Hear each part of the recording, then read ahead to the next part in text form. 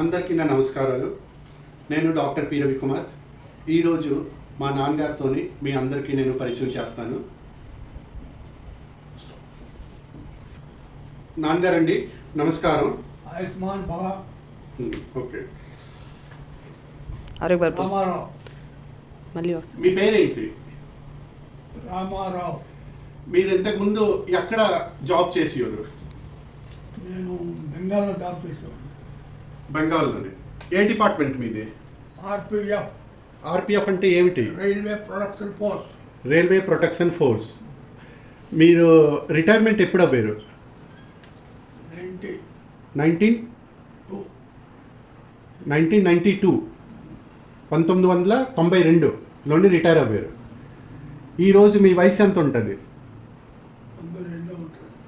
95, 94, 95 దగ్గర ఉంటుంది. అయితే ఈరోజు మీరు మాకు ఏంటి చెప్తారనుకుంటున్నారు? ఏదో ఒక శ్లోకం చెప్తామనుకుంటున్నాను. ఓకే, భగవద్గీతలోనే ఒక శ్లోకం చెప్తారనుకుంటున్నారు. ఓకే. అయితే ఇప్పుడు భగవద్గీతలోని ఎన్నో శ్లోకం మీరు చెప్తారు? అధ్యాయం 5 శ్లోకం 27. 5వ అధ్యాయంలోని 27వ శ్లోకం చెప్తారు.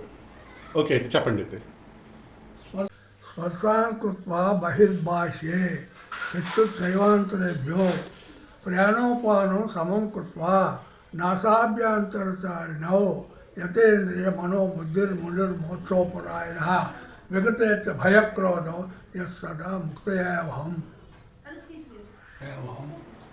Very good, very good. చాలా బాగా చెప్పారు మీరు. దీని తాలూకా మీనింగ్ చెప్పగలరా?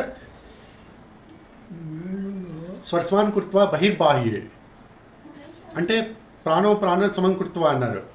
అంటే ఏమిటి అది? బయట విషయంలో బయటనే విడిచిపెట్టి లోనకు తీసుకోకూడదు.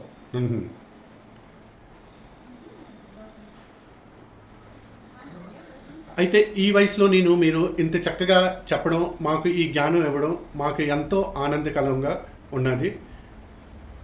థ్యాంక్ యూ, ధన్యవాదాలు.